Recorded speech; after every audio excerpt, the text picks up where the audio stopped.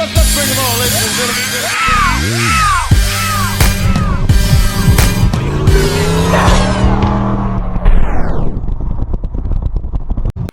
What's up, my people, and welcome back to the Sn95 Power Channel. Hey, so if you're new to this channel, let me say welcome and thanks for stopping by. And this channel is about the 4th generation Mustang, aka the Sn95, which was produced from 1994 to 2004.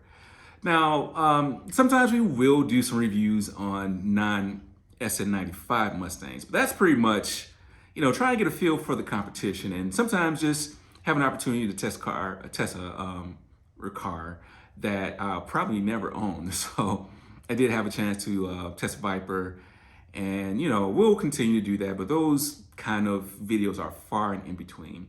Now, there are 2 Fox bodies that will always be welcome on this channel. One's from the channel sponsor, Gears Auto Works, and that's Coupe Frostbite, and the other one's from my man Kenneth Sean over at Blue Oval Media and his Terminator swap notchback. So if you see my last video, I talk about me getting the hybrid propane heater because I was going to respray my car. And let's go over this device that I'm going to use to paint the car with. So this is a Turbine spray system. Now, this particular unit is made by Titan Cap Spray. This is the 115 model. And this is a six-stage turbine system. Now, I can't really explain all the voodoo that goes on with this, but it basically uses a motor like you would have in your shop vac. It uses basically those motors paralleled or in series. I don't know the voodoo behind it, but I did do some research on it. There are a couple of YouTubers who have done some pretty good reviews on this. Paint Society is one, and the other guy name is Jake. I can't think of his channel's name right now, but he exclusively uses turbine sprayers with his paint shop, his repair shop. The problem I have is I have a old, I think it's 27 gallon or 30 gallon Harbor Freight. I'm on a single phase outlet here, and it just doesn't put out the PSI to really lay down the paint. Now, there are high volume, low pressure guns. I've used the Master Pro gun with great success, but with 30 gallons, you're really limited on how many panels that you can spray at a time. The good thing about this one is, there's no need to refill a tank. It's constant airflow. Now, it's not gonna have the same CFM as a air compressor, but thanks to the voodoo or whatever, how this works, it keeps the cap pressure always at a consistent PSI on your gun. Now, this uses a different gun than the typical air compressor. It uses a pressure pot style gun. So, however this works, it basically bleeds a little air into this reservoir. And so it's always putting some kind of pressure down on the fluid. And I guess it helps it push it back up. So this is just the cheap gun that I bought from Harbor Freight that I wanted to test out. And I did the roof of the car, the base color with this. And it's a learning curve. Like, these guns are really different than the regular compressor guns. So that one was my cheap gun.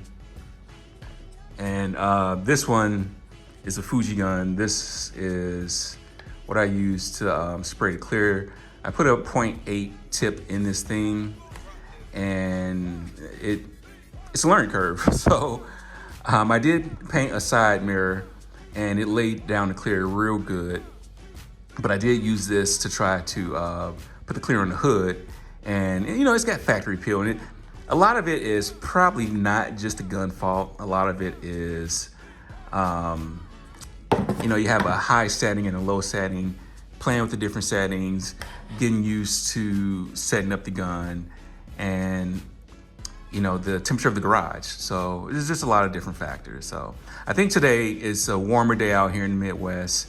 We're going to fix this rear quarter panel that I had some underspray on from the last time that I sprayed the car.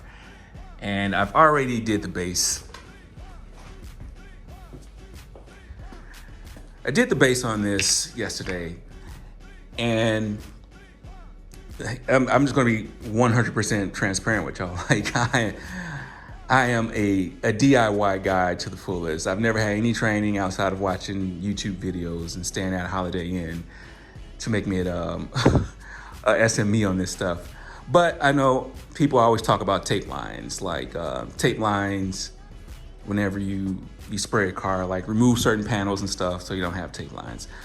So my strategy was, like, on this Sn95, some of these gaps are big enough, like with the sail panel and the door, well, I don't really have to worry about a tape line. So I can get the tape up under there and I can peel it off and I won't have a tape line. You know, I was a little bit concerned with the bumper right here about maybe having a tape line. So I just, removed the tail light and pulled the bumper out. So I'm fairly confident that the tape lines won't be an issue. With the little vent right there, I didn't have any problems with the spray, and it was already black anyway, so I just covered that. I had already painted that black. So we're going to do this in a couple of stages, and let me explain how we're going to do this. So because I have an attached garage, I can't just spray this whole car in one shot if I want to stay married. My plan is to do a panel, kind of let it outgas, air out, and move to the next one. So this is going to be a process. And the purpose of me doing this, like, big shout out to the channel sponsor, Gears Auto Works. The guys down there were willing to paint this car for me. And I know my man Eric, he would have took care of it and laid down a beautiful paint job, something I can't even come close to. But I'm such a DIY guy, and I just want to encourage a lot of you who might be on the fence about, doing some garage builds yourself, just to show you that you can do it. And I guess ultimately it comes down to what is the purpose of your car. Now, if you're trying to have a show car and go out here and win trophies and stuff, then you might not want to try to DIY paint job your car yourself. But if you just want to, make your car nice, maybe paint a different color, take it out and have something that you can be proud of, and people will, they'll salute you when, you tell them that you painted it yourself, let's go for it.